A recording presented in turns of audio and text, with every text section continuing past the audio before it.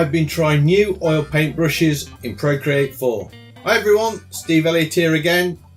If you see my last video or a video I made a couple of days ago, I've been producing a couple of oil paint brushes to use because I felt that the default brushes were a little bit scratchy, I suppose is the right word. So this is the first painting I've done using my new brushes, which you can get as a free download. I will put a link in the comments below if you haven't got them already. So basically what I wanted to do is produce a brush that looks like it's got a lot of thinners in it. It's a firm brush in that it hasn't got airs all splaying out from the side.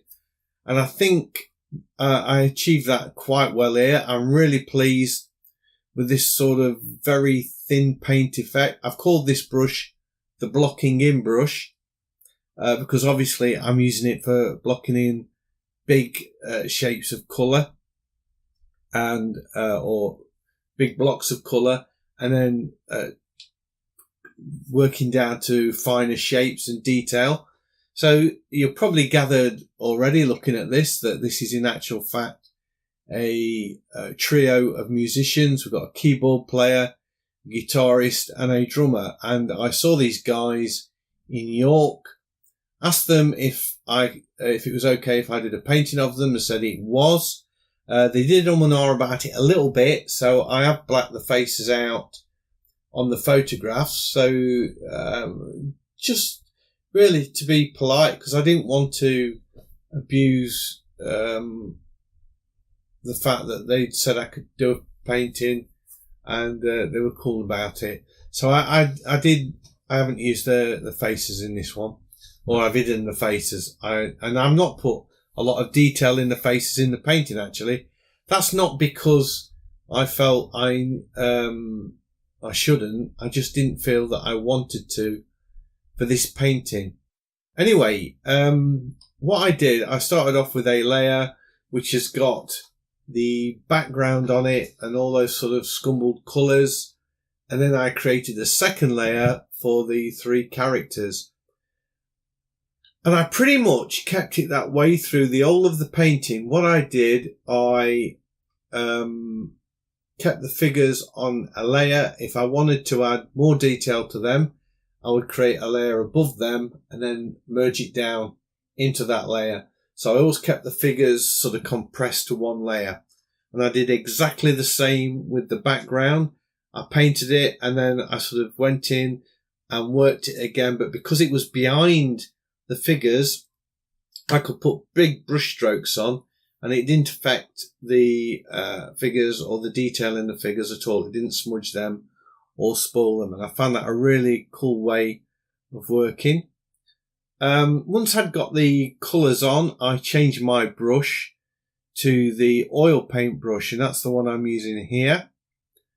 You can't get such a big brush, but you do get, it feels like you're putting a lot more paint on the canvas, and it does give more opacity.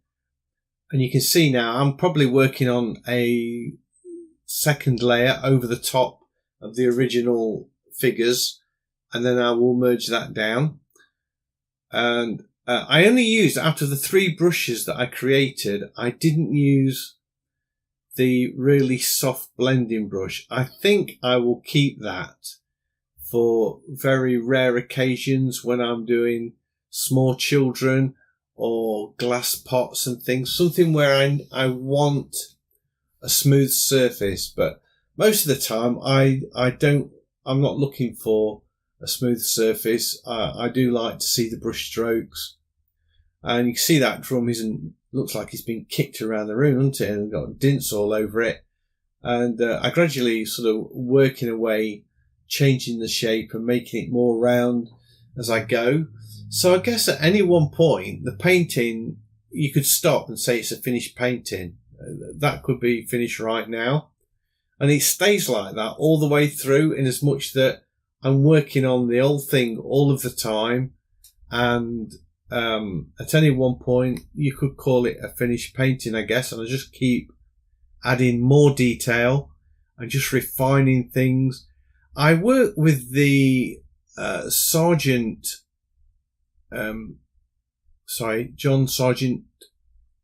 I can't think of the artist's name now. John Singer Sargent. That's it. I used his palette, but I felt that for me it wasn't quite working, and I added the blue. So the blue tones were not in my original John Singer Sargent. Now, if you don't know what I'm talking about now, that's from one of my videos where I did painting in the style of John Singer Sargent, and I made a palette from one of his paintings. Well, that's the palette I've used here. I've got a question for anybody, for everybody out there actually. If you know in Procreate 4 how to import a colour palette, I don't mean make a colour palette by selecting colours, but importing one, can you let me know? Because I've searched YouTube, I've read the manual, and there's lots of videos showing you how to do it in Procreate 3, but not Procreate 4. And I cannot find out how to import a palette, because if I can work out how to do that, I thought I would export all the colour palettes I've made and put them on Gumtree as a free download of all the artist palettes that I've done, so you could use those in your own paintings. But until I work out how to actually import them again, it's a bit of a pointless operation. So if anybody knows, if you could let me know, that would be great. Anyway, back to the painting. I'm working on the symbol now. Just sort of, I did struggle with this particular symbol, and I worked on it a lot, just getting the colours exactly right. At this point, I'm feeling like the old painting is looking a bit flat, and it's jazz. Jazz is like, can be, I suppose it can be a bit dreary as well, but it's mostly sort of lively music with accents and notes thrown in to jar you and that. So I thought, I need to be doing that with a colour. I need to sort of emphasise that rather than have this sort of much more subdued colour palette going off. So I do start to experiment and put in stronger colours, and I do go a bit crazy, and I think you'll see just flash on the screen at some point, so keep your eyes open for it, sort of shocking pinks and blues and greens where I created a layer in between the figures and the background and set it to multiply or something like that, and just was splashing on colours just to experiment. So don't be afraid to experiment, because that's the beautiful thing about digital painting. You can revert back to whatever you had before. You don't have to keep the experiment, as it were. Anyway, I've not quite got round to that yet, but I do get really, really over the top. I really did keep this one loose, and especially on the drummer, more so than the other two characters. It's almost impossible to discern where his legs are, and the detail in that. And I kind of kept it all in shadow deliberately, because again, this is a painting about light. There was a window. It was a Sunday afternoon actually, and it was our last day in York. I was with my partner, my best friend. We were there, and we sort of done all the sort of sightseeing things, and we just walked past this bar and saw this jazz trio. So we thought, oh, right, we're going to have some of that. And we went in there and just spent the afternoon listening to these three guys. And they played a couple of requests for me, which was great. They're really nice guys. And the light was streaming through the window.